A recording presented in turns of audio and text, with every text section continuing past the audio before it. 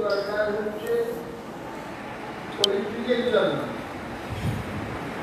না করে প্রচার করে যেটা সবথেকে বেদের প্রয়োজন নেই, স্বাভাবিক তাদের জ্ঞান।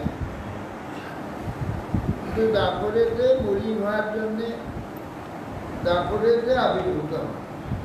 ওই যে পরাশর ঋষি ঔরসে পদ্মবতীর গর্ভে আবির্ভূত হলেন, ওইটা যদি একটু সংক্ষেপে বলেন ব্যাপারটা। কালকে একদিন জিজ্ঞেস করছিলেন আমাকে।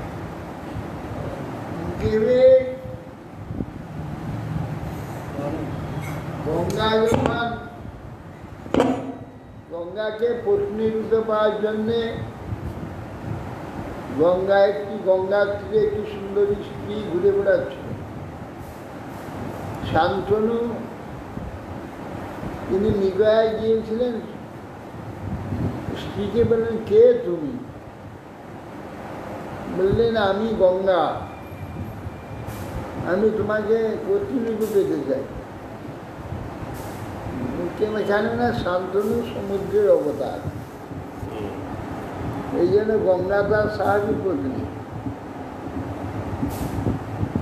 বলছেন যে তাহলে আমাকে পত্নী পেতে গেলে তখন আমাকে মরতে স্বর্গে চলে যেতে হবে, তো কীভাবে যাবো সেইটা রাস্তা করার জন্যে তিনি বললেন, আমি যা করবো সেটা মেনে নিতে হবে। যদি কিছু ব্যাপার হয়েছে যে অষ্টবসুকে বশিষ্ঠ সাপ দিয়েছিলেন। বশিষ্ঠ না কোন ঋষি সাপ দিলেন, সেই সাপে কোন ঋষি ওরা কোথায় বিহার করছিল, তাদের উত্তরীয় গিয়ে কোন ঋষির গায়ে পড়েছিল। কি কারণে অভিসম্পাদটা দিয়েছিল সব মনে থাকে না। তখন যে অপরাধী ছিল সেই রয়ে যাবে। তা তারা চরণে গিয়ে যা মনুষ্য হয়ে জন্মগ্রহণ কর, মাতৃ কুক্ষি যন্ত্রণা ভোগ কর। তখন গিয়ে তারা পায়ে ধরলেন যে আমাদের অপরাধ ক্ষমা করুন, কী করলে আমরা আবার পুনরায় বসুত্ব লাভ করব। তখন বললেন যে গঙ্গাকে গিয়ে ধরো, গঙ্গার ব্যবস্থা করবে। এই জন্যে গঙ্গাকে বললে, মা আপনি এর ব্যবস্থা করুন, আমরা জন্ম হব ঠিকই, আমার সঙ্গে সঙ্গে চলে আসবো। তখন বলছে ঠিক আছে, তাই হবে। ঋষি বললেন, যে নাকি অপরাধ করেছে সে কিন্তু আসতে পারবে না, সে থেকে যাবে।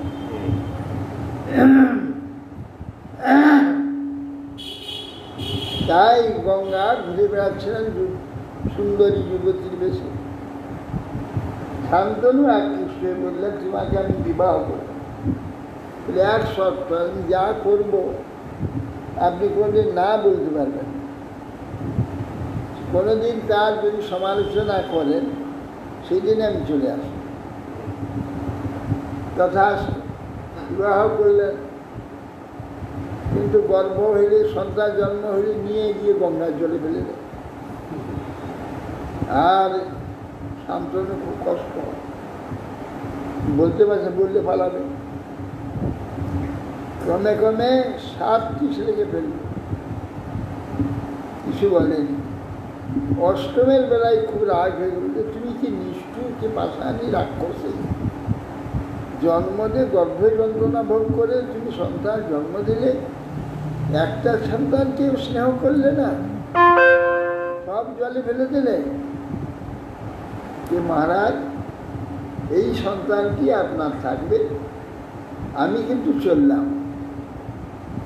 কারণ না কথা আছে, আমার কার্যে বাধা দিলে, প্রশ্ন তুললে আমি চলে যাব। এই শিশুটাকে আমি নিয়ে যাচ্ছি, একে প্রতিপালন করে আমি পৌঁছে দেব। বিশ্বকে নিয়ে চলে গেলে বিশ্ব একটু বড় হতেই একদিন সে গঙ্গা বলে এই তোমার পুত্র না এ পালন করে এর নাম গঙ্গায় নিয়ে গিয়েছে। হ্যাঁ, এর নাম হচ্ছে কি বলে দেবব্রত। দেবব্রত দিয়ে গেল। উপরিচর বসু বিগয়ায় গিয়েছিল, পত্নী ঋতুমতী হয়েছিলেন, কিন্তু প্রতি ধর্ম ঋতু রক্ষা করা, ঋতু রক্ষা করতে পারেনি, তাহলে পাপ হবে। পত্রে তার রজ তার রেত পত্রে করে একটা পায়রার মুখে পায়রাকে দিয়ে বলল যে রানীর কাছে পৌঁছে দাও। সে আসছে এমন সময় আর একটা এসে বাজ এসে তাকে আক্রমণ করতে তার মুখ থেকে পত্রটা জলে পড়ে যায়। সেই জলে মাছ সঙ্গে সঙ্গে খেয়ে নেয়, তার গর্ভে কন্যায় সেই মাছটাকে সঙ্গে সঙ্গে করে জেলে জালে পতিত হয় ভগবত ইচ্ছা। সেইটা এই যে জেলে তার স্ত্রীকে দেয়, স্ত্রী চিত্তে কি কন্যারত্ন তার মধ্য থেকে বের, সেটি ওই দাসরাজকে দিলেন। দাসরাজ দেখছে কন্যা তাকে পালন করাতে পালন করছে, কিন্তু তার সব গায়ের তার কাছে যাওয়া যাবে না, এত আষ্টে গন্ধ। তাহলে আষ্টে গন্ধেতে এবারে ঘর গুলগুলা মহা মুশকিলে পড়লেন। মেয়েটা বড় হতে হবে, তোকে তো কেউ বিয়ে হবে না। তখন একটা নৌকা তৈরি করি গঙ্গার তীরে রেখে বললে তুমি সব ঋষিরা এলে যত্ন করে তাদের পার করে, এই তোমার সারাদিন কাজ। সন্ধ্যে হারে নৌকা ঘাটে বেঁধে তুমি চলে আসো। এইভাবে চলছিল। কেননা কোনো ঋষি যদি ওর রূপে মুগ্ধ হয়নি, ওর যদি এই দুর্গন্ধটাকে সরাতে পারে, এই ঋষিরাই পারবে, আর কার ক্ষমতা নেই। এই চিন্তা করে তাকে ঋষিদের পারাবার করার জন্য ব্যবস্থা দিলেন। একদিন বেদব্যাস এই পরাশর ঋষি গঙ্গা পার হওয়ার শুনেছে। গঙ্গাটাকে নৌকায় যেতেই তো দেখলেন যে এত সুন্দরী, কিন্তু গা দুর্গন্ধ। তখন বললেন আমি তোমার এই আমাকে স্পর্শ করতে দিলে আমি তোমার এই দুর্গন্ধ ছাড়ি দেবো। তো তাই করি। তাকে বক্ষে ধারণ করলেন। ধারণ করা মাত্রই একটি সন্তান কোলে দেখতে পেলেন, আর সর্বাঙ্গ পদ্মের গন্ধ হয়ে গেল। সঙ্গে সঙ্গে ছেলেটা বড় হয়ে গেল, হেঁটে চলে যাওয়ার মতো তার শরীর হয়ে গেল। বললেন যে পদ্মগন্ধ হয়ে গেল, এই সন্তানটি আমি নিয়ে যাচ্ছি, এটা তোমার সন্তান বলে বেদব্যাসের আবির্ভাব এইভাবে হয়েছে। আবির্ভাবের সঙ্গে সঙ্গে পিতার সঙ্গে চলে গিয়েছিলেন, সঙ্গে সঙ্গে পরাশর ঋষির সঙ্গে চলে গেল। এটি সাধারণ নাই, ভগবানের অবতার। সঙ্গে সঙ্গে বড় হয়ে গেল, ঋষি সঙ্গে নিয়ে চলে গেল। তারপরে শান্তনু রাজা একদিন নিগয়া করতে এলেন, এসে এই সুন্দর স্ত্রীকে দেখে বলছে তুমি কে, কার কন্যা, আমি তোমাকে বিবাহ হতে চাই। তা বলছে আমাকে বিবাহ হতে হলে আমার পিতার কাছে আদিন পিতা। পিতা কে না দাসরাজ, ওইখানে পৌঁছে দিলেন। দাসরাজকে বললেন, আপনার এই সুন্দরী কন্যাটিকে আমি বিবাহ হতে চাই। বলে, আপনি? আমি শান্তনু, হস্তিনার রাজা। তোমার পূর্ব স্ত্রী আছে না? হ্যাঁ, আমার এক স্ত্রী ছিল গঙ্গা, তার একটি পুত্র আছে।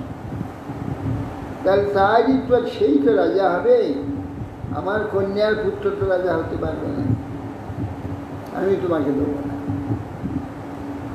বলে, তা আমি তোমার পুত্র যাতে রাজা হয় সে ব্যবস্থা করে দিয়ে যাবো। সে বিশ্বাস নাই। ছেলের মোহ তো, জ্যেষ্ঠ ছেলের মোহ তুমি এখন বলছো, কার্যকালে সেটা তোমার নাও হতে পারে। তাহলে তোমার ছেলে রাজা হবে না। তাহলে সে ছেলে যদি বলে তাহলে বিশ্বাস, তা ঘরে সে কথা বলবে কি করে? তিনি দুঃখিত হয়ে বসে আছেন। ভীষ্ম বলছে, পিতা আপনার মনোবেদনাটা কি?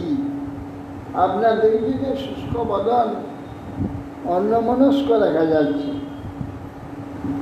আপনার মনোবেদনাটা কিসে?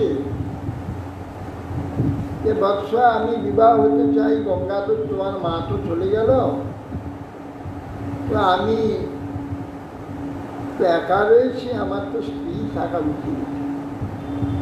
আমি 10,000 কন্যাকে বিবাহ হতে চেয়েছিলাম, সে বলছে তোমার জ্যেষ্ঠ পুত্র হয়তো সে সাম্রাজ্যের রাজা হবে,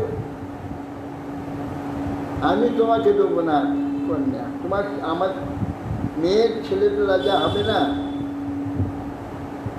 না, তাহলে আমি যে বলবো রাজা হব না, তাহলে তো হবে না, তাহলে চলো। বলে দেবব্রত ভীষ্মকে সঙ্গে নিয়ে,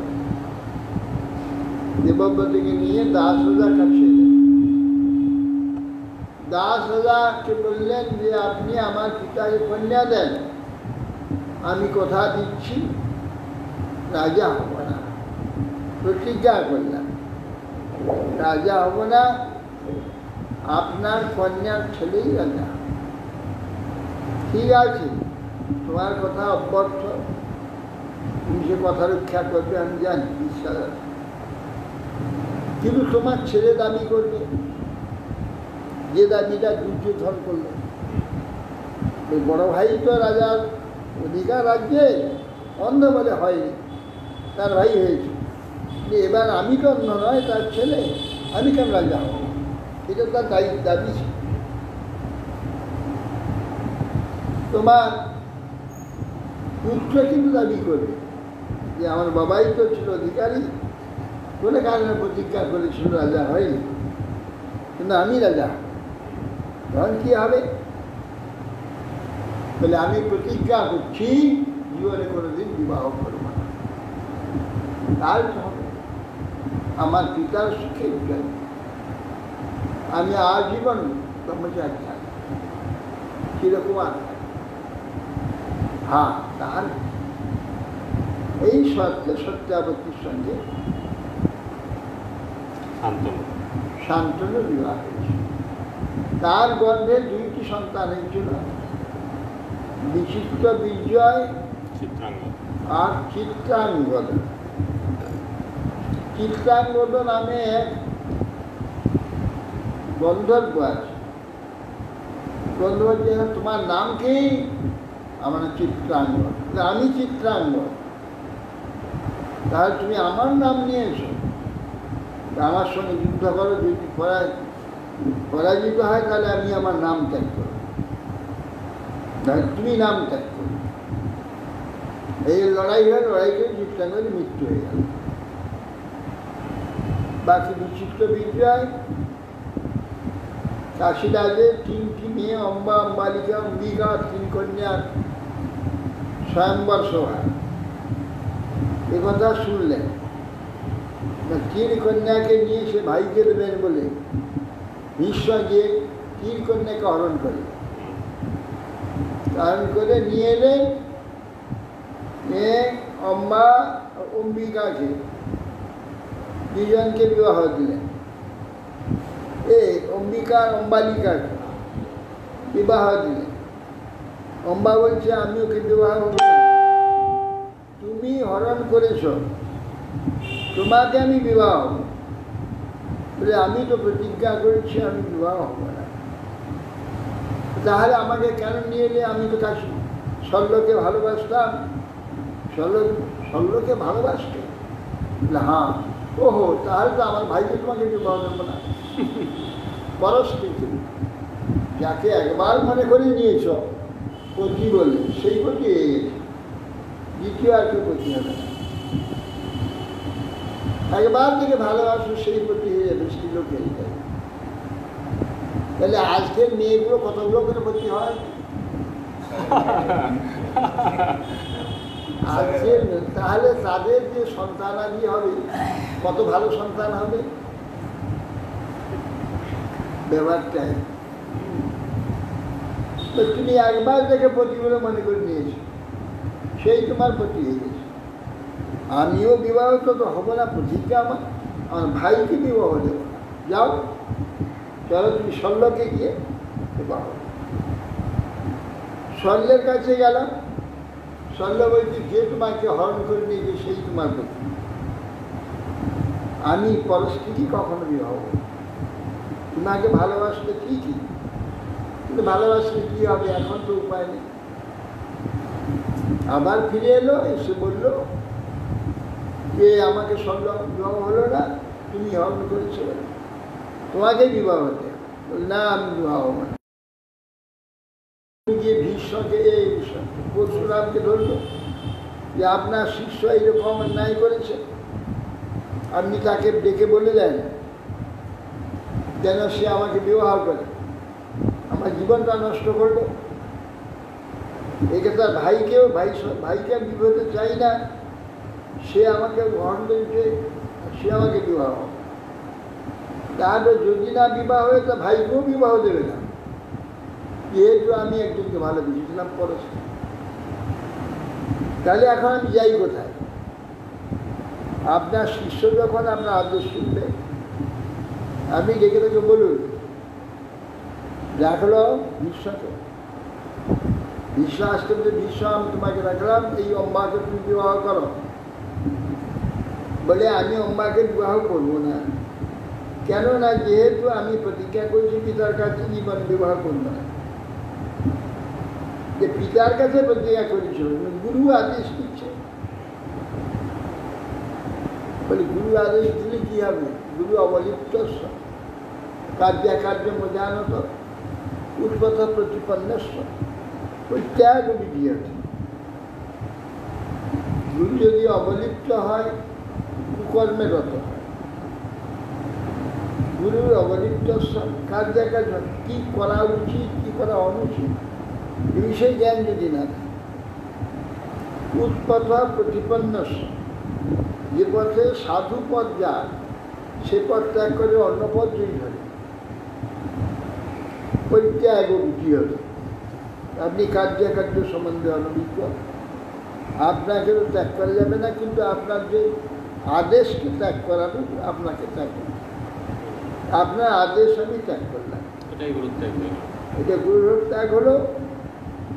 আমি আপনার আদেশ মানব, কেননা আমার পিতাকে কথা দেওয়া আছে জীবনে বিবাহ করব না, আমার বাক্য অন্যথা হবে না। এই জন্য আমার নাম ভীষ্ম, প্রতিজ্ঞাও ভীষ্ম। বলে তুমি জানো না আমি কে? তো খুব জানি, আপনি পরশুরাম। আমার কার্য জানো? খুব জানি।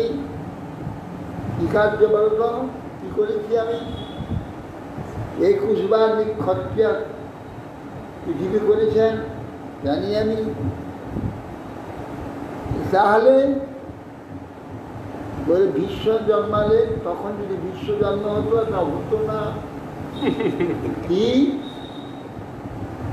21 বার নিক্ষত্র আমি ধর্মী করেছি, বলে ভীষ্ম জন্ম হলে হতো না। বলে তাহলে পরীক্ষা হোক কাল থেকে, কালকে এসো। পরের দিন যুদ্ধ। এই প্রকার প্রায় 26-27 দিন যুদ্ধ চলছে, কেউ হারছে। তখন দেখলো, ভীষ্ম দেখলো যে আনন্দ যাবে না, ভীষ্ম হারছে না, পরশুরাম হারছে।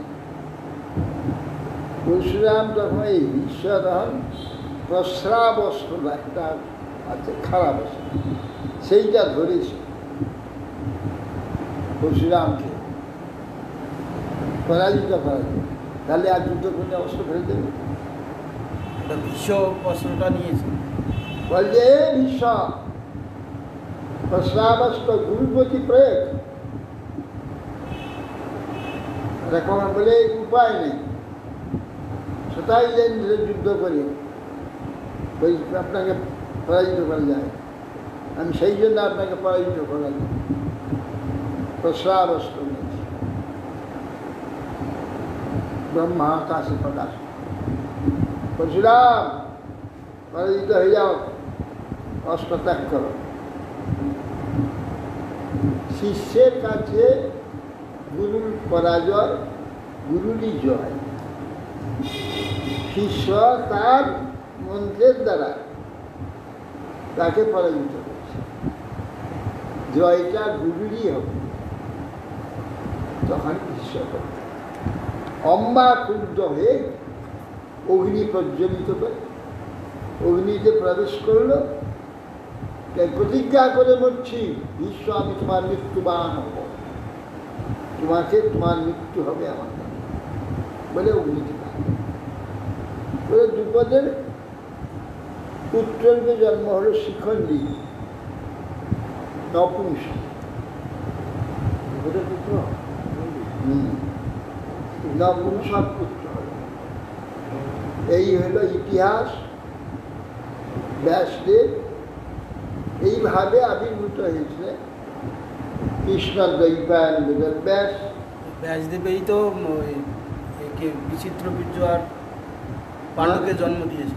হ্যাঁ, ব্যাসদেবের দ্বারাই তো। না, ওসব ছিল না, ওটা তো আলাদা মাতৃ আদেশ, তো বিবাহ করে বংশ রক্ষার জন্য মাতৃ আদেশ দিয়েছিল, সেই জন্য করে।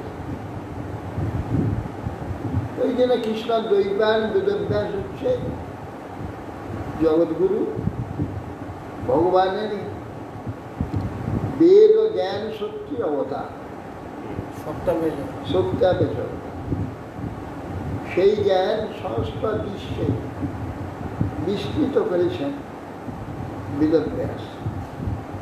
যে জ্ঞান দ্বারা আমরা সকলে এই অজ্ঞান সংসার, মহামায় সংসারের থেকে মুক্ত ভগবত পাদ পর্যন্ত পৌঁছাতে পারি, সেই জ্ঞান দিয়েছে। সর্বোপরি বেদ তো প্রকাশ করেছেন, অষ্টাদশ পুরাণ, অষ্টাদশ উপপুরাণ তিনি প্রণয়ন করেছেন। শেষকালে সর্ববেদ স্বরূপ, কেননা স্ত্রী শূদ্র দ্বিজ বন্ধু নান ত্রয়ীন শ্রুতিগোচরা ইতি মহাভারত আখ্যান কৃপয়া মুনিনোদিত। স্ত্রী শূদ্র আর দ্বিজ মানে ব্রাহ্মণ, ক্ষত্রিয়, বৈশ্য, তিন জাতির পতিত, তাদের নাম দ্বিজবন্ধু। এ তিনজনের বেদে অধিকার নেই, শ্রুতি শ্রবণ করতে পারবে, কিন্তু তাদের তো কল্যাণ হতে হবে। স্ত্রীর বেদে অধিকার নেই, গুরুগৃহে বাস হয় না, তার তো বেদে অধিকার নেই। শূদ্র গুরুগৃহে যায় না, তারও বেদে অধিকার নেই, তারও মঙ্গল হতে হবে। এই জন্যে স্ত্রী শূদ্র দ্বিজবন্ধু না, ত্রয়ী ন শ্রুতিগোচরা। ত্রয়ী হচ্ছে বেদ, ত্রয়ী হচ্ছে শব্দের নাম। আমাদের এই শব্দ যে উচ্চারণ হয়, তিন জায়গা থেকে উচ্চারণ। প্রথমে কণ্ঠ, দ্বিতীয় তালু, তৃতীয় মূর্ধন্য। এই তিন জায়গায় তবে এই শব্দ প্রকাশ। এই জন্য শব্দত্রয়ী বা বেদত্রয়ী বলা। বেদত্রয়ী এই জন্য ওম হচ্ছে অউম, ওম ওই ত্রয়ী গলা, তালু, মস্তক, অ কণ্ঠ,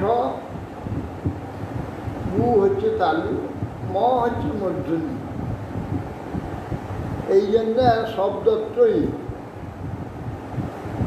এর ত্রয়ীন শ্রুতি গোচরা, স্ত্রী, শূদ্র এবং তিন জাতির পতিত যারা, তারা বেদ অধ্যয়ন করতে পারে। ইতি ভারত আখ্যান, এই কারণে ভারত আখ্যান করলেন কৃপয়া মুনি নদিত। কৃপয়া প্রতিভা মুনি এটা প্রকাশ করলেন, কেন স্ত্রী, শূদ্র, দ্বিজবন্ধু সমস্ত বেদের সব কথাগুলো ওইখানে পাবে। এবং ওইখানেও প্রণব উচ্চারণ করছে। গীতাতে বারবার ওম ইত্যক্ষর পরম ব্রহ্ম দয়াবান স্মরণ জল প্রয়াতি তজেন্দ্র সুজাতি পরমানুগতি গীতার শ্লোক। ওম ইত্যাক্ষর পরম ব্রহ্ম। ও অনেক জায়গায় ওম উচ্চারণ করছে, স্ত্রী, শূদ্র, দ্বিজবন্ধু সবাই উচ্চারণ করছে। মানে ঘুরিয়ে সমস্ত বেদ উপনিষদের যে কথা, যে জ্ঞান, সব মহাভারতে, যাতে সমস্ত লোকের কল্যাণ। এই যে মহাভারতের মধ্যে যেমন গীতা, গীতাতে সর্বোপনিষদের কথা আছে। গীতা গীতোপনিষদ, সর্বোপনিষদ গাবো দুগ্ধা গোপালনন্দন পার্থ বৎস শ্রুতি ভোক্তা দুগ্ধ গীতামৃতম। গীতা দুগ্ধ, পার্থ বাৎসুরে, আর দুই লাইন হচ্ছেন কৃষ্ণ দোহন কথা, আর সুধীরা ভোক্তা। সুধী উত্তম বুদ্ধি যাবে, তারাই গীতামৃত অমৃত দুগ্ধ তারা পাবে। এই জন্য তিনি জগতে অবতীর্ণ হয়ে এই কাজ করেছে। এই জন্য আমাদের গৌড়ীয় মঠে গুরুদেবের আবির্ভাবকে আমরা ব্যাসের আবির্ভাব করি। গুরু মানে ব্যক্তি নয়, তত্ত্ব। এই ব্যাস যে তত্ত্ব বস্তু, যে তত্ত্ব জগতে বিস্তার করার জন্য ব্যাস। ব্যাস আর সমাস দুটো কথা আছে। সমাস কাকে বলে? ও বড় শব্দটাকে ছোট করে দেওয়া, তার নাম সমাস। আর ছোট্ট শব্দটাকে বিস্তার করার নাম ব্যাস। এই জন্য ছোট্ট ব্যয় যে এক বেদকে চার ভাগ করে দিলে তারা আবার শিষ্য পরম্পরা হাজার শাখা হয়ে গেল, ষষ্ঠ শাখা। এই জন্য ব্যাস বিস্তার, যিনি বেদ বিস্তার করেছিলেন, এই জন্য তার নাম বেদব্যাস হয়েছে। বেদব্যাস। এইভাবে সেই বেদব্যাস হচ্ছে তত্ত্ব, পরমাত্ম তত্ত্ব, জগতের তত্ত্ব, যাবতীয় জ্ঞান, ব্যবহারিক জ্ঞান, ব্যবহার অতীত যে অধ্যাত্ম জ্ঞান, এ সব কিছু তিনি প্রকাশ করে দিয়েছেন। ব্যবহারিক জ্ঞান সেই ব্যাসের কাছে তো বেদে যেতেন। বেদ কর্মকাণ্ডীয় স্মৃতি ইত্যাদি প্রকাশ করে সমস্ত ব্যবহারিক জ্ঞান দিয়েছে। জগতে বর্ণাশ্রম জ্ঞান দিয়েছে, কোন বর্ণ কীভাবে চলবে, কোন আশ্রম কীভাবে চলবে, এই বর্ণাশ্রম কার্যাদি এসব ওই বেদব্যাস প্রকাশ করেছেন। এগুলো হচ্ছে জাগতিক, এইসব আবার পারমার্থিক। কর্মকাণ্ডীয়, জ্ঞানকাণ্ডীয় উপনিষদ আদি, আর ভক্তি হচ্ছে পুরাণ আদি। পুরাণ, মহাভারত, যে ভক্তির দ্বারা ভগবানকে উপাসনা করবে, এসব ব্যাস প্রকাশ করেছে। এই জন্য ব্যাসদেব জগৎগুরু বলছেন অভালো লোচন না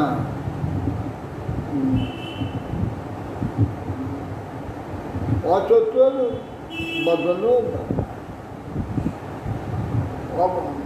অচতুর বদন দ্বিবাহুর পর অভালো লোচন শম্ভু ভগবান বাদারায়। এই কথা শাস্ত্রে আছে, পদ্মপুরাণায় কি বলছেন যে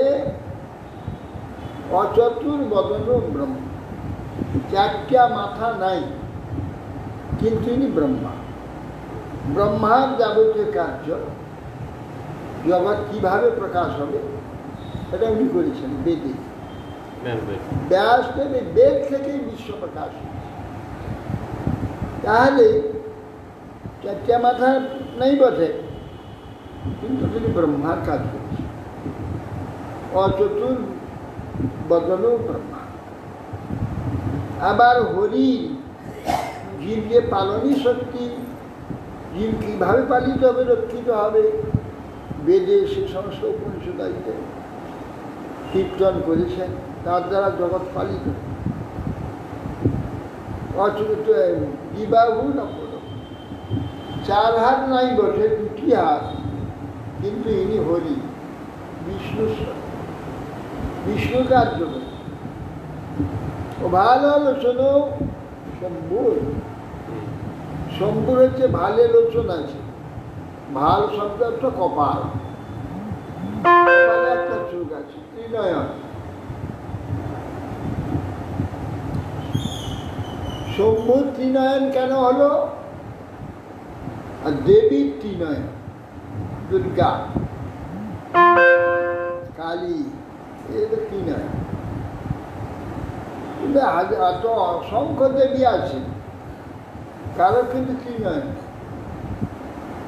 লক্ষ্মী আদি কারণ নেই, দুর্গা ত্রিনয়ন, কালীর ত্রিনয়ন। কেন ত্রিনয়ন হলো? কাল স্বরূপ। শিব হচ্ছে কাল, ধ্বংসকারী। কালের তিনটা চক্ষু, ভূত, ভবিষ্যৎ, বর্তমান। ভূতও সেখান থেকে দেখতে পাওয়া যাবে, ভবিষ্যৎও দেখতে পাওয়া যাবে।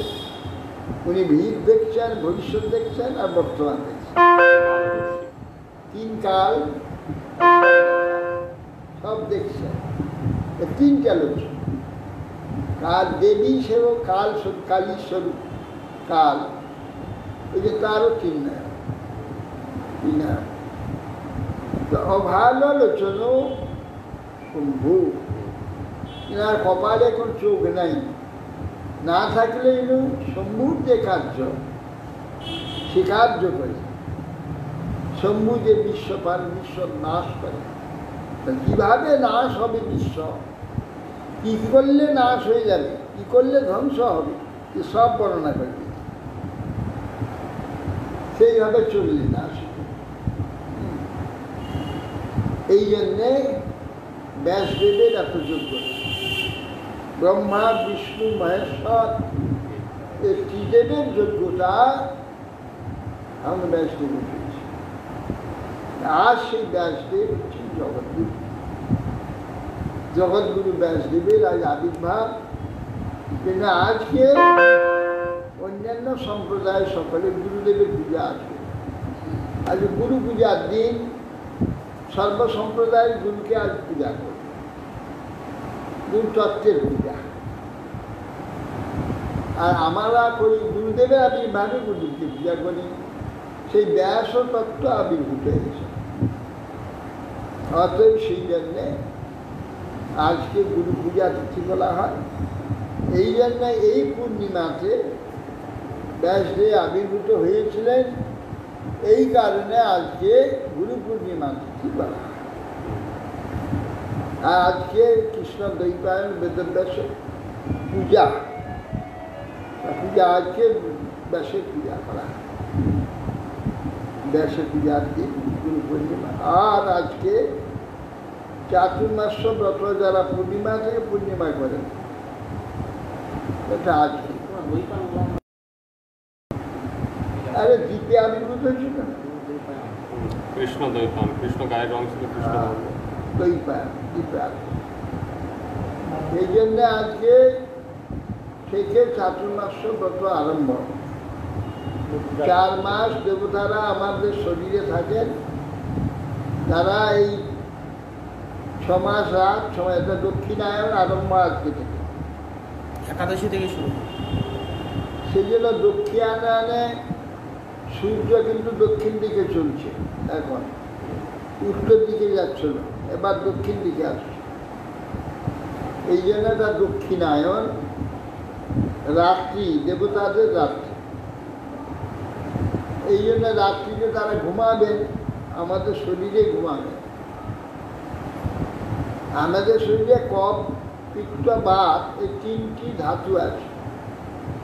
এই ধাতু শরীরটাকে কন্ট্রোল করছে। কোনো ধাতু যদি কুপিত হয় বা অস্থির হয়, তার শরীরে নানা রোগ হয়, কষ্ট। এর 3টি ধাতুকে কন্ট্রোল করছে আমাদের খাদ্য। আমরা যে জাতীয় রাজসিক, তামসিক, সাত্ত্বিক, যে জাতীয় খাদ্য আমরা গ্রহণ করি, সেই খাদ্যের প্রভাবে কোনোটায় বাত বাড়ে, কোনোটায় পিত্ত বাড়ে, কোনোটায় কফ বাড়ে। এই খাদ্যগুলির দ্বারা সেটা এ বাত, পিত্ত, কফ, এই 3 ধাতু যাতে উত্তপ্ত না, বিকৃত না, সেই রকম দেখে শাস্ত্র আমাদের নির্দেশ দিয়েছে যে এই জিনিসগুলো খাবে না, হ্যাঁ, এই কার্য করবে না, এইসব নিষেধ আছে। এই জন্য কতকগুলি খাদ্য আমরা বিচার করে চলি, সেইটা চলার নাম হচ্ছে চাতুর্মাস্য ব্রত। প্রথম মাসে শাক খাওয়া যাবে না, শাকের পাতার নিচে পোকারা ডিম পায়, সেই ডিম থাকার জন্যে ওই শাক খেলে শরীরে বিকৃতি সৃষ্টি হয়, রোগ হয়। এই জন্য 1 মাস শাকটা নিষেধ করা আছে। এই জন্যে 2য় মাসে দই ভাত দিতে ভীষণ বর্ষা, ঠান্ডা হয়। বর্ষা ঠান্ডার সময় এটা শ্লেষার সময়, দধি অত্যন্ত ঠান্ডা বস্তু, দধি খেলে শরীরে শ্লেষা বেড়ে যাবে। শ্লেষাজনিত বিকার হলে শরীর ঘরঘরানি ইয়ে হবে, শরীর ভালো থাকবে না, শরীরে জ্বর সৃষ্টি হবে, তাপ সৃষ্টি হবে, তাহলে দেবতাদের ঘুম ভালো হবে। এই জন্য 3য় মাসে দুধ খেলে, দুধের 3য় মাসে তা হজম হবে না। হজম না হলে পেটের মধ্যে ভুটভুটানি, একটা নানা রকম অসুবিধার সৃষ্টি হবে, দাস্ত হয়ে যাবে, দুগ্ধ হজম হয় না এই সময়। এই জন্যে দুধটা নিষেধ করেছে। আর তেলে পিত্তাধিক হয় কিনা, তেল নিষেধ করেছে 4র্থ মাস। এটা 4 মাস খাবে না। আর বেগুন, পটল, সিম, বরবটি, লাউ, সজিনা শাক, সজিনা, মূলক, কলমি শাক, পুঁই শাক, মাসকলাই, সয়াবিন, তারপরে বিনস, বরবটি, এই সমস্তগুলো খাদ্যের দ্বারা শরীরে নানা বিকার উপস্থিত হবে। এই জন্য এই খাদ্যগুলো পরিত্যাগ করে 4 মাস ব্রত করতে হয়। অনেকে বলে যে মানে ওটা প্রবাদ হয়ে আসছে কলমি সাজায় বিষ্ণু ঘুমিয়েছিলেন, পটল পালিশ করে। এইসব মেয়েরই কথা, মেয়েরই সিদ্ধান্ত। তো এইভাবে এই সবগুলো আজ থেকে ত্যাগ করে 4 মাস, যখন আমার শরীর শান্ত থাকবে, সমস্ত ধাতুগুলো বিকার না হয়ে সুস্থ থাকবে, তখন আমাদের শরীর দেবতারা ভালোভাবে নিদ্রিত হবে। নিদ্রা ভঙ্গ হলে যখন জানবেন যে আমার ঘুমটা খুব ভালো হয়েছে, এ কোনো বিকার করেনি, এ কি চায়, তার যা কামনা থাকবে দেবতাগণ সেই কামনা এটা যে শুধু ভক্তরা করে তা না, না। ও ভক্ত ভক্ত জ্ঞানী যোগী কর্মী সব জগৎ প্রত্যেকের জন্য চাতুর্মাস। সেই চাতুর্মাস ব্রত করলে যে যে জাগতিক বহু পারমার্থিক যে কামনা করবে, সে কামনা দেবতারা পূর্ণ করে থাকে। অতএব এই ব্রত গৃহস্থের জন্যে। সাধুরা এই চাতুর্মাস মতো এক জায়গায়, সাধুরা চাতুর্মাস মতো এক জায়গায় করতে হরিকথা কীর্তনের সুবিধা। আর এত বর্ষাতে রাস্তা চলা যাবে না, ভিজে যাবে, এই জন্য এক জায়গায় থেকে কি কাজ করবে ভগবানের কথাই বলবে। এই চাতুর্মাস এক জায়গায় পালন। এই আর হচ্ছে ছিল সনাতন গোস্বামী চিরভাব দিচ্ছে। সব মহাপ্রভুর গণের মধ্যে স্বর্গস্বামী, না স্বর্গস্বামী অষ্টকবিরাজ ইত্যাদি সব ছিলেন। তার মধ্যে স্বর্গস্বামীর মধ্যে সনাতন একজন, শ্রীরূপ সনাতন ভট্ট রঘুনাথ, শ্রীজীব গোপাল ভট্ট দাস রঘুনাথ, এই 6 জন হচ্ছে স্বর্গস্বামী। এরা স্বর্গস্বামী বলছে কেন? গোস্বামী, গো শব্দে ইন্দ্রিয়, ইন্দ্রিয়ের স্বামী। কেন এরা ইন্দ্রিয়ের স্বামী? অনন্ত জ্ঞানী যোগী বহু সাধু সন্ত আছে, যারা পূর্ণ ঊর্ধ্বরেতা, জিতেন্দ্রিয়, বহু রকম জগতে আছে। কিন্তু এই 6 জনকে গোস্বামী বললেন কেন? মহাপ্রভু গণেও জিতেন্দ্রিয় এবং শ্রেষ্ঠ ভক্ত অনেকে আছেন, কিন্তু এই স্বর গোস্বামী কেন? গোস্বামী, গো শব্দে ইন্দ্রিয়, এই ইন্দ্রিয়গুলি প্রভু ইনি এরা হয়েছিলেন। হয়ে কিসের জন্য হয়েছিলেন? ইন্দ্রিয়গুলোকে অন্য কোনো দিকে মতিত না রেখে কেবল ভগবত ভজন আর ভগবানের চরিত্র আদি, ধাম আদি, এইগুলো লীলা আদি প্রকাশ করবার জন্য, গ্রন্থ প্রকাশ করার জন্য এরা দিনরাত এখানে ডুবে থাকতেন। এই জন্য তাদের যে ইন্দ্রিয় আদি কোনো প্রকার বিরক্ত করার ক্ষমতা ছিল না। সবাইকে বসে রেখেছিলেন কিভাবে? ভগবত চিন্তা, সেবা, ভগবত সেবা, ভগবত চিন্তা আদির দ্বারা ইন্দ্রিয়কে ভগবত সেবায় লাগিয়ে দিয়েছিলেন। লাগিয়ে দিয়ে তাকে যে জয় করেছিলেন, ভগবত সেবা করে জয় করেছিলেন। এই জন্যে বাস্তব গোস্বামী এরা যম নিয়ম আসন প্রাণায়াম আদি যে সমস্ত কৃত্রিম উপায়ে এই ইন্দ্রিয় জয় করা যায়, সে জয় করা যায়। আবার ছাগল আদিদের বিষণে তাকে করে শিরা কেটে দিয়ে তাদেরও জিতেন্দ্রিয় করা যায়। এ জাগতিক কোনো প্রকার বিভিন্ন উপায়ে জিতেন্দ্রিয় হওয়াটাকে গোস্বামী বলা যাবে না, এ ইন্দ্রিয়ের স্বামী। কিন্তু আসল গোস্বামী যারা ভগবত আরাধনা করে, উপাসনা করে, ইন্দ্রিয়কে ভগবত উপাসনায় লাগিয়ে ভগবত উপাসনা কার্যেতে মনকে সর্বদা ব্যাপৃত রেখে যে জিতেন্দ্রিয়তা, এর নাম হচ্ছে আসল গোস্বামী। এরা কিন্তু গোস্বামী ঠিক নয়, এরাই হচ্ছে আসল। এই জন্যই 6 জন গোস্বামী। আবার অনেকে ব্রাহ্মণগুলো আবির্ভূত, তারা আবার গোস্বামী নিজে বলে। কিন্তু রঘুনাথ দাস গোস্বামী ইনি ব্রাহ্মণ ছিলেন না, কায়স্থ গোস্বামী হলেন। ও গোস্বামী নয়, গোস্বামী যে নাকি ইন্দ্রিয়গুলিকে ভগবত সেবায় নিয়োগ করে ভগবত সেবার জন্যই ইন্দ্রিয়কে সংযত করেছে, তারা বাস্তব গোস্বামী। এই জন্যই সর্বগোস্বামী, তার মধ্যে অন্যতম সনাতন গোস্বামী।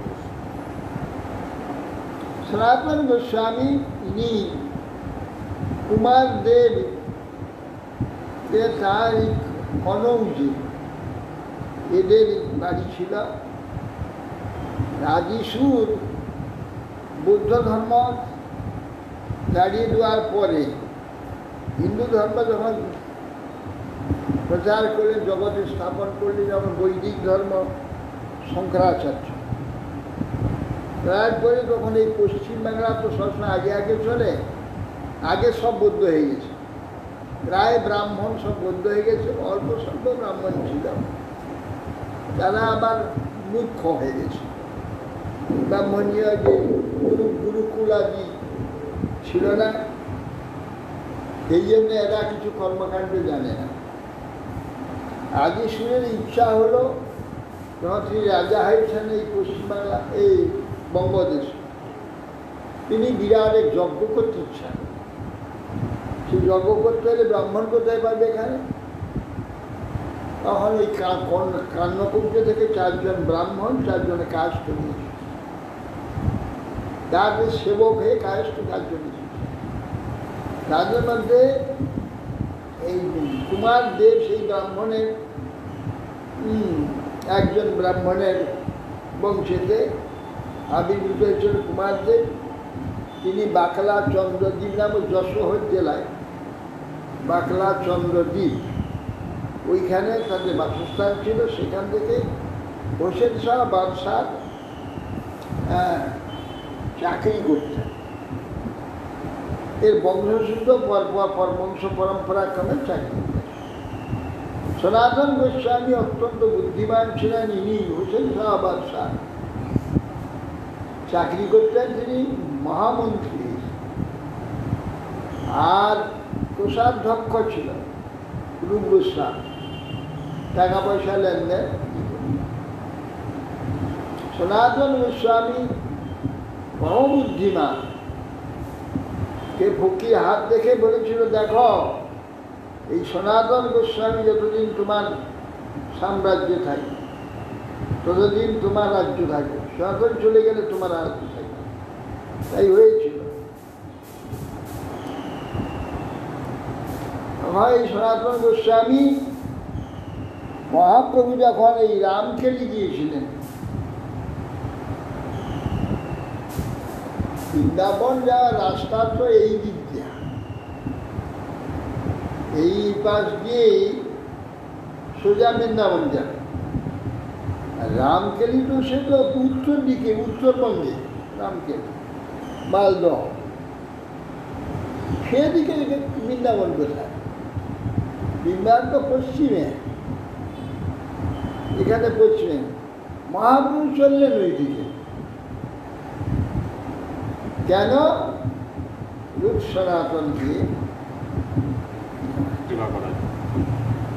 সনাতনকে খারাপ জায়গায় ফেলে দিয়েছে মহাপ্রভু, ইচ্ছা করে।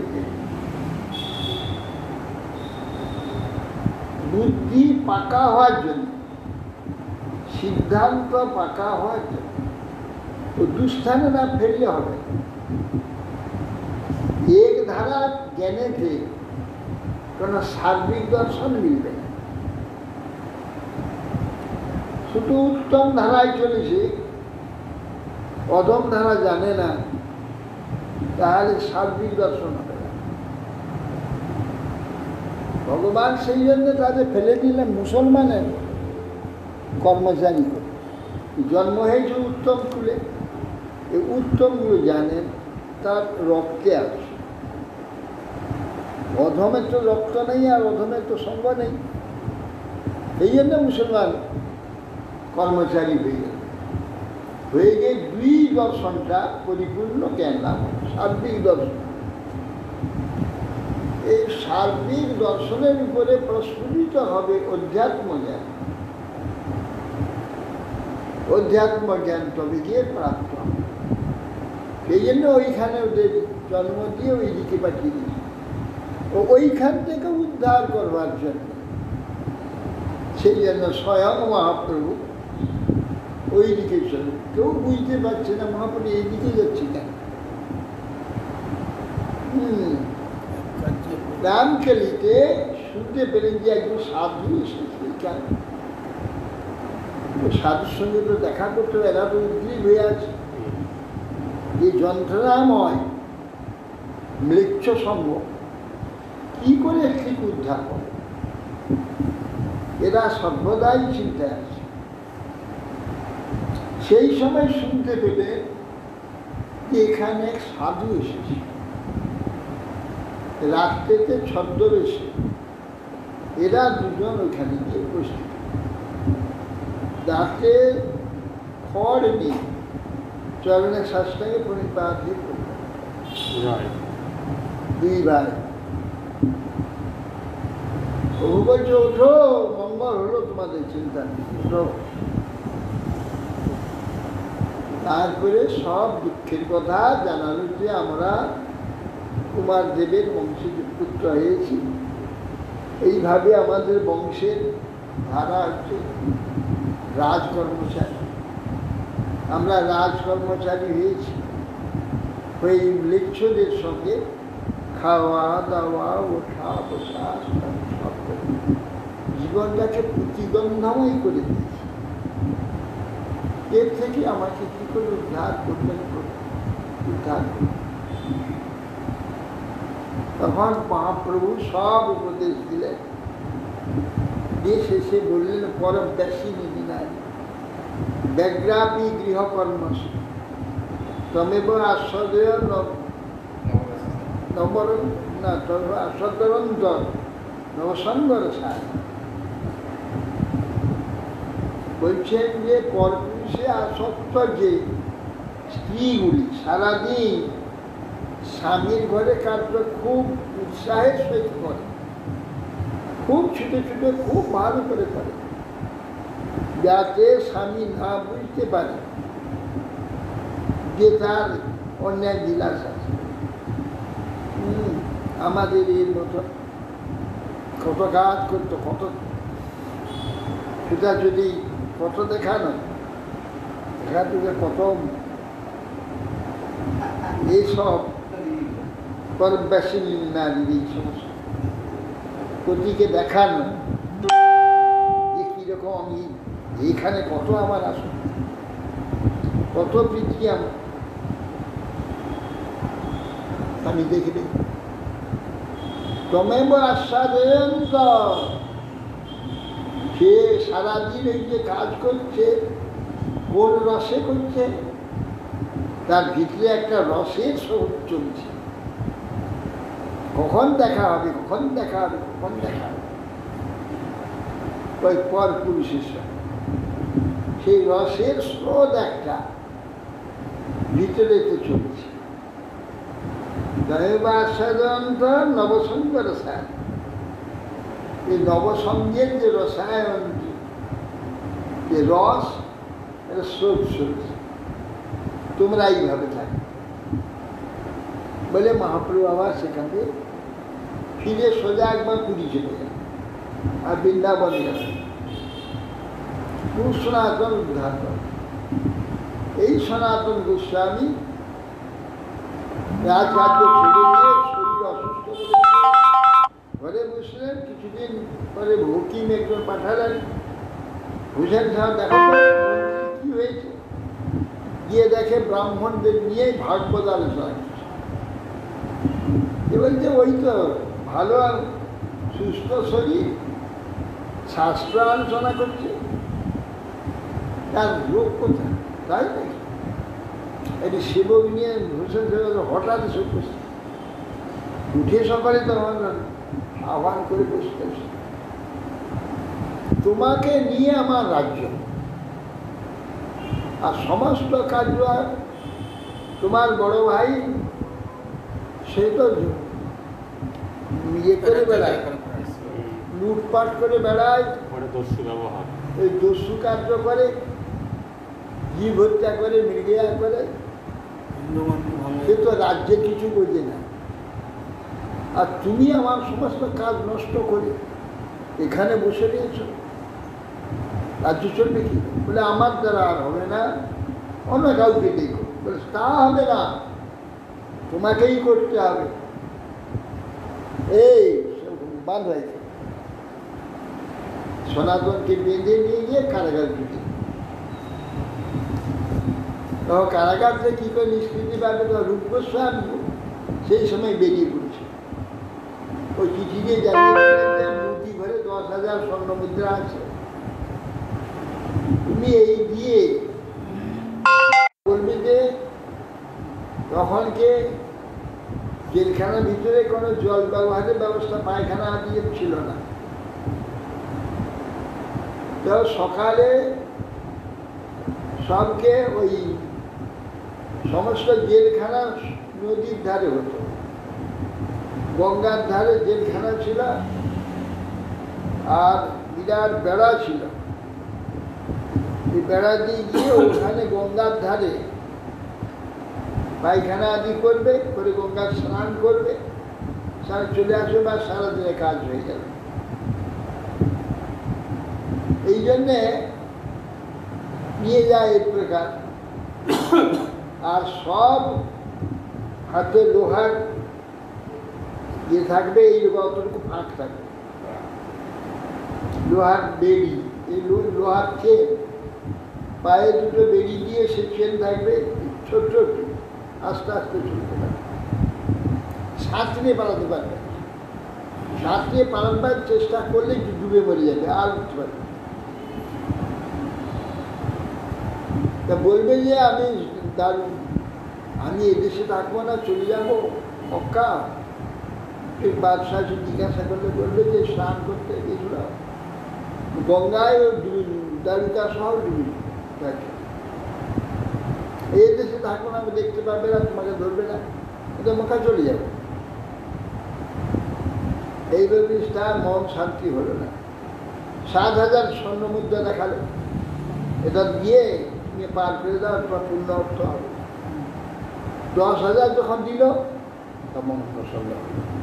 তাহলে আচ্ছা, রাখতে তোমাকে সেই হাতের পায়ের সব বেড়ি কাটলো, কেটে রাখতে ছিল, রাখতে পালিয়ে এলেন। এইভাবে বিহারে চলে এলেন। বিহারে ওখানে ভাগনা ছিল, তার সাথে দেখা হলো শ্রীকান্ত। সে একটা নূতন কম্বল দিল, কম্বল দিয়ে আমাকে রাত্রে পার করে গঙ্গা, রাত্রে গঙ্গা পার করে দিল। চলতে চলতে এসে বারাণসী, মহাপ্রভু তখন ফিরে আসছেন বৃন্দাবন দর্শন করে বারাণসীতে এসে চন্দ্রশেখরে গিয়ে আছে। আর লোককে জিজ্ঞাসা করলো যে হ্যাঁ চৈতন্যদেব এসেছে এখানে, চন্দ্রশেখরে গিয়ে আছে। চন্দ্রশেখরের বাইরেতে বসেছিলেন। মহাপ্রভু বললেন চন্দ্রশেখর বাইরের বৈষ্ণব আছে নিয়ে এসো। বাইরে দেখি একটা দরবেশ, একটা মুসলমান বসে আছে, আলখল্লা, টুপি মাথায়, দাড়ি। এসব কই প্রভু, বৈষ্ণব তো নেই, একজন দরবেশ মুসলমান বসে আছেন, ওকে ডেকে আন। মহাপ্রভু ঘরের ভিতরে সব জানেন, সনাতন এসে গেছে, না বলছে এ দরবেশ, প্রভু তোমাকে ডাকে। তখনই উঠে ভিতরে ঢুকলেন। তো মহাপ্রভু সনাতনকে দেখে উঠে দাঁড়িয়েছেন, এগিয়ে আসছেন আলিঙ্গন করতে। পিছনে পিছিয়ে আছে, ছুটে না প্রভু, আমি অতি অপবিত্র, ছুটে না। জোর করে ধরে দেখেন, আলিঙ্গন করে। তোমার স্পর্শে আমি আত্মপবিত্রিতে ভক্তি বলে পারো তুমি ব্রহ্মাণ্ড শক্তি। তুমি নিজেকে অপবিত্র পিছিয়েছ। আরে তোমাকে স্পর্শ করছি আমি নিজেকে পবিত্র করবার জন্য। তোমার পবিত্র ধর্ম নাহি না মাতে, তোমার পবিত্র ধর্ম মতে নাই। কেন? আরে আমি সংসার ত্যাগ করেছি, আমার কি সম্পত্তি ছিল? কিছুই না, একটা ভিখারি ছিলাম। আর তুমি কি ত্যাগ করে এসেছ? তুমি মহামন্ত্রী, বাংলা, বিহার, আসাম, তিন প্রদেশের রাজা হচ্ছে, বাদশাহ হচ্ছে হোসেন খান। তার একজনই মন্ত্রী, মহামন্ত্রী। এর দ্বারা এই তিনটা প্রদেশ। বাংলা বলতে আজকের বাংলা নয়, গোটা বাংলা, গোটা বাংলা, পূর্ব বাংলা, পশ্চিম বাংলা, তিন প্রদেশের মহামন্ত্রী। সেই যে মন্ত্রীকে সম্মান কি, হোসেন সাহেব বাদশাহকে কে জানে? মন্ত্রীকেই সব জানে, মন্ত্রী সব চালাচ্ছে। সেই সনাতন একটা সম্পদ, সম্মান আর সম্পদ সেই রকম। কি অভাব যাচ্ছে,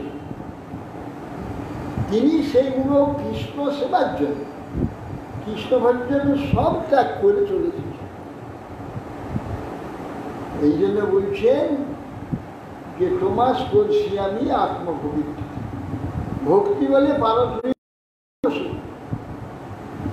যে ভক্তি তোমার কৃষ্ণকে এত ত্যাগ যান, তার তো ভক্তি। কৃষ্ণের জন্য কে কতটা ত্যাগ করেছে, এই কতটা ভক্তির মাপ কাটি, ওজনটা হবে। তুমি কি ত্যাগ করে এসেছো? আর কত পবিত্রতা তো মধ্যে কৃষ্ণের জন্য যার এত ত্যাগ, সেইটাই তো পবিত্রতা। জলে ডুবলে পবিত্র হয়, সুন্দর কাপড় পরলে পবিত্র হয়, পবিত্র এই ত্যাগের জন্য। সেই জন্যে তোমার পবিত্র ধর্ম নাহি আমার, এগুলি আলিঙ্গন করলেন। এবং সেই সনাতনকে 2 মাস সনাতন শিক্ষার বেশি চৈতন্য চৈতন্য দিয়েছে। একবারে সাধক থেকে সিদ্ধ পর্যন্ত সমস্ত যা ভালো করে যদি কেউ পড়ে, এর যে জ্ঞান লাভ করে, আর কোনো শাস্ত্র দরকার নেই, সর্বশাস্ত্রের জ্ঞান তার পরিপূর্ণ হয়ে যায়।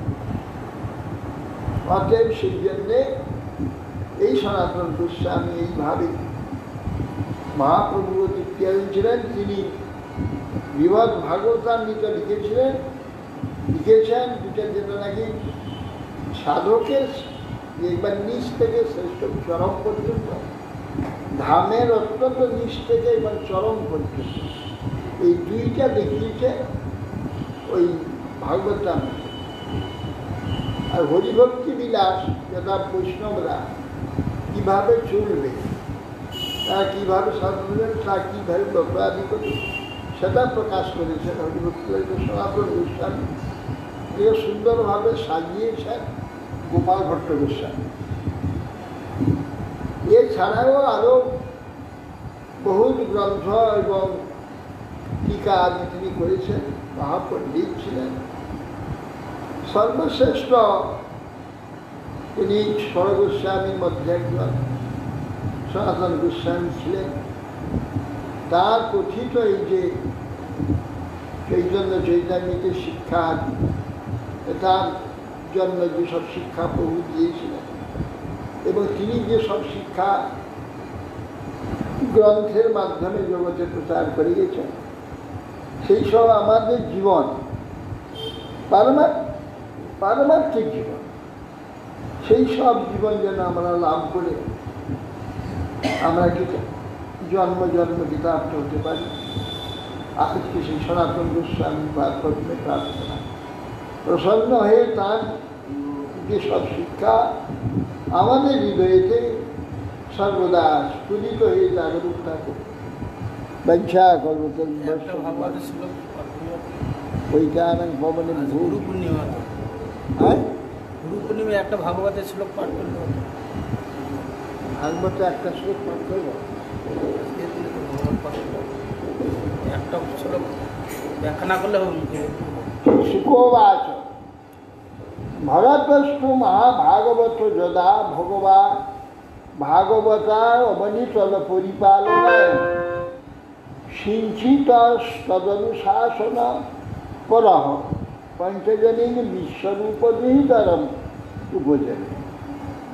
দেখুন এদের সঙ্গে দেবতাদের সঙ্গে কিরকম যোগাযোগ, এরা দেবতাই বলা যায়। সুদেব সাহেব বলছে ভরত তিনি মহাভাগবত ছিলেন, এই তাকেই রাজা করে দিয়ে ঋষভদেব চলে গেলেন পরমহংস ধর্ম নিয়ে। এই জগৎ পালনের জন্যে সিঞ্চিত হলেন তিনি, শাসন করেন করে পঞ্চজনী বিশ্বরূপ বিশ্বরূপের কন্যা পঞ্চজনীকে তিনি বিবাহ করেছিলেন। পঞ্চজনী রূপ বিহিতরাম বলি বিশ্বরূপের কন্যা পঞ্চজনীকে বিবাহ করেছে। বিশ্বরূপ এই যে এই ছিল এর পুত্র ওই বিশ্বরূপ ওই বিশ্বরূপ শ্যাম উহবা আত্মজান কাৎসেন অনুরূপম আত্মন পঞ্চ জনায়ামাস ভূতাদিরিব ভূত সূক্ষ্মানি স্মৃতি রাষ্ট্রভি সুদর্শন আবরণন ধূম্রকেতু নীতি। এই অহংকার থেকে যেমন শব্দ স্পর্শ সূক্ষ্ম ভূতগণের উৎপত্তি হয়, রাজা ভরত সেইরূপ পঞ্চজনীর গর্ভে সর্বগুণে নিজের মতোই পুত্র হয়েছিল তার। রাষ্ট্রভৃত সুদর্শন আবরণ ধূম্রকেতু সর্বগুণে সুমতি, এই 5টি পুত্র হয়েছে ভরত। হরে কৃষ্ণ। বাঞ্ছা কৌতুভ্যশ্চ বৈজ্ঞানিক ভবনে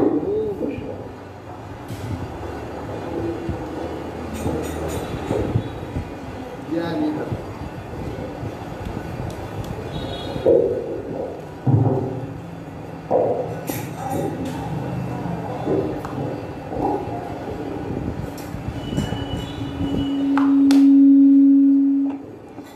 পাতাটা বলে দিন।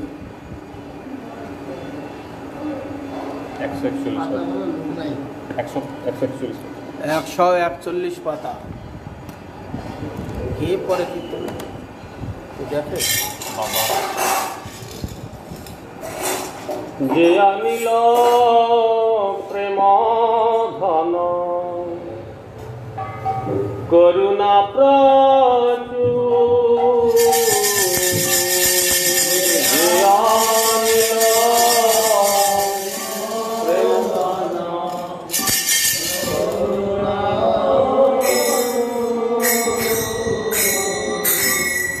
যে আনিল প্রেম ধন করুণা প্রচুর,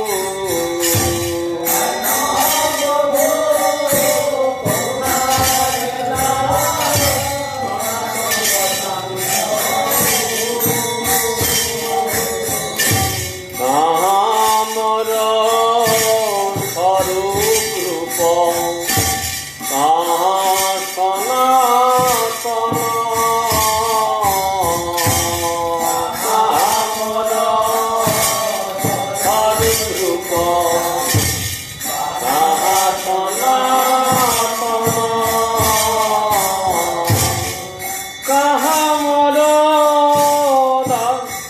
নাথ পতিত পাবন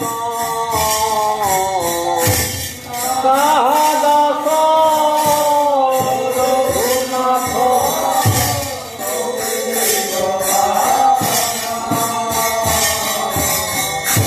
তাহা দাস রঘুনাথ পতিত পাবন